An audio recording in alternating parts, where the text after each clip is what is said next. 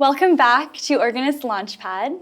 My name is Gajraj, and today I will be talking to you about finding and choosing collaborators for multidisciplinary concerts.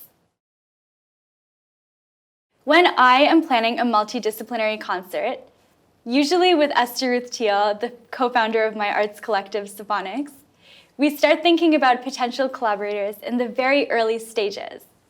For example, a couple of months ago, we held a salon night inspired by 18th century salons, which were gatherings in people's homes in which art, music, and discussion were shared. And these salon nights were often hosted by women. At the time, salons were some of the only spaces in which women had a voice, so we wanted to pay tribute to the women who paved the way before us.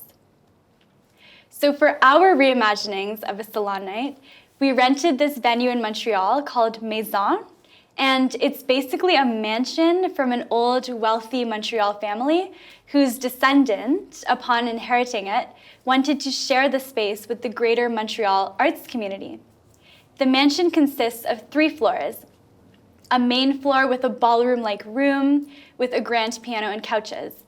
The upstairs floor had a smaller room, and then there was another small room in the basement.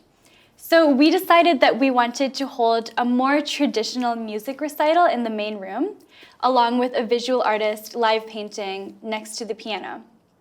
And in the upstairs room, there was a harpist playing harp and electronics and a sculptor who was sculpting. It was great.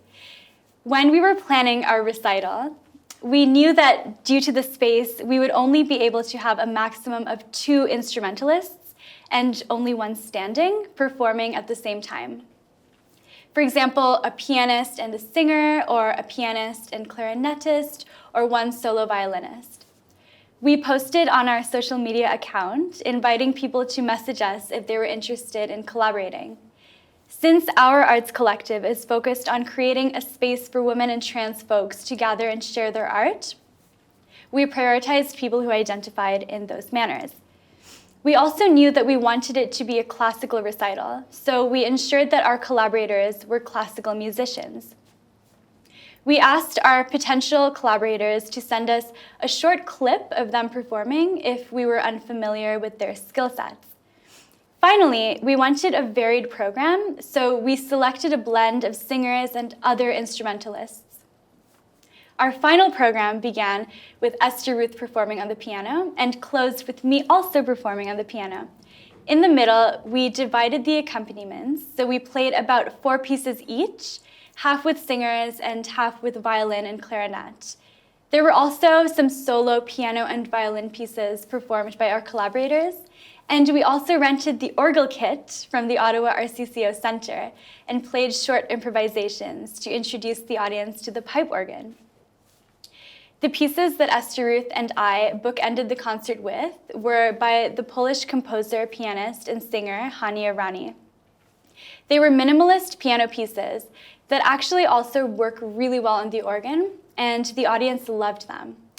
Also on the program were pieces by the African-American composer Undine Smith-Moore, The Child Bringer of Light, which is a solo violin piece by the Ukrainian composer Anna Pigorna, and The Surroundings, a solo piano work by Canadian contemporary composer Linda Catlin Smith.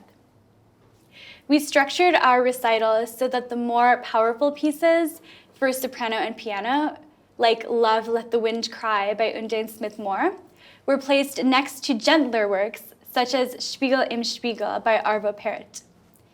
In the selection process, we wanted to make sure that our collaborators were people that we worked well with. We had already played with a few of the singers, but we held short meetings with the people that we did not know as well to ensure that the process would go smoothly. In structuring multidisciplinary events, I find that it is easiest when all collaborators get along to avoid too many interpersonal conflicts. Our collaborators often end up being our friends or were our friends to begin with. We do not have any kind of hierarchy, but we're all equals coming together to make art. We were lucky in that finding collaborators has always been very easy for us. We look for people who share our passions and who share our artistic visions and dreams. In our case, since we both studied organ at McGill, we already had a wide network of musicians that we knew and had worked with before.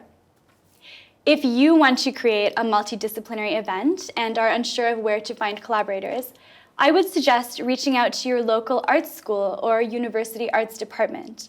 For example, when we wanted to secure dancers for our launch concert, Esther Ruth reached out to the dance school at UQAM, the University of Quebec in Montreal, to see if there were any potential collaborators who would be interested in our project.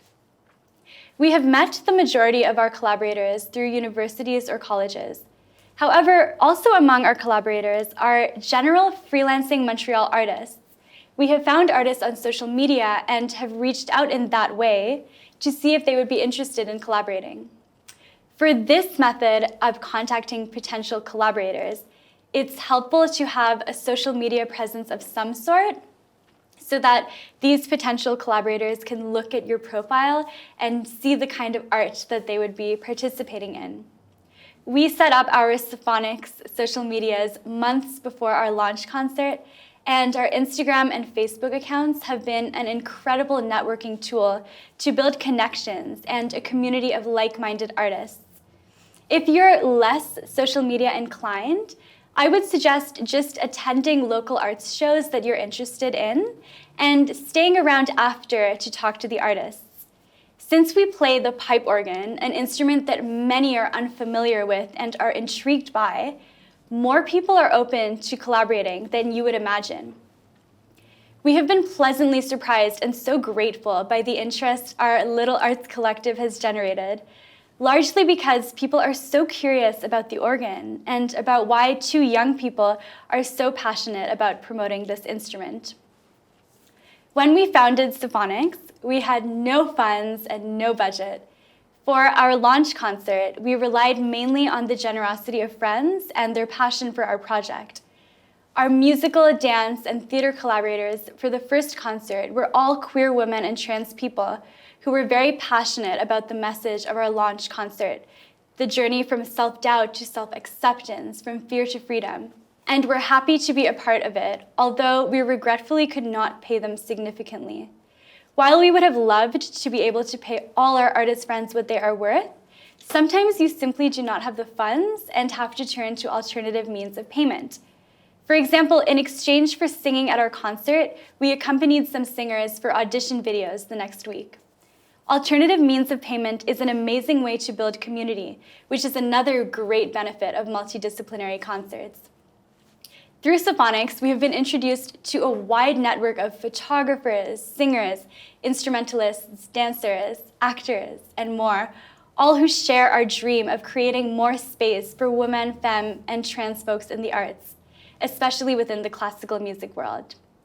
My advice to people searching for collaborators is to firstly look within your network of friends and artistic contacts.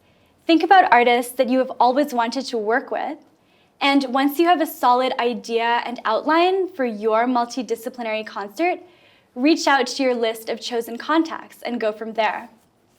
Also, do not be afraid to contact your favorite local artists, even if it seems like an unattainable dream, because like us, you may be pleasantly surprised. Thanks so much for tuning in. I hope you enjoyed these 3 videos.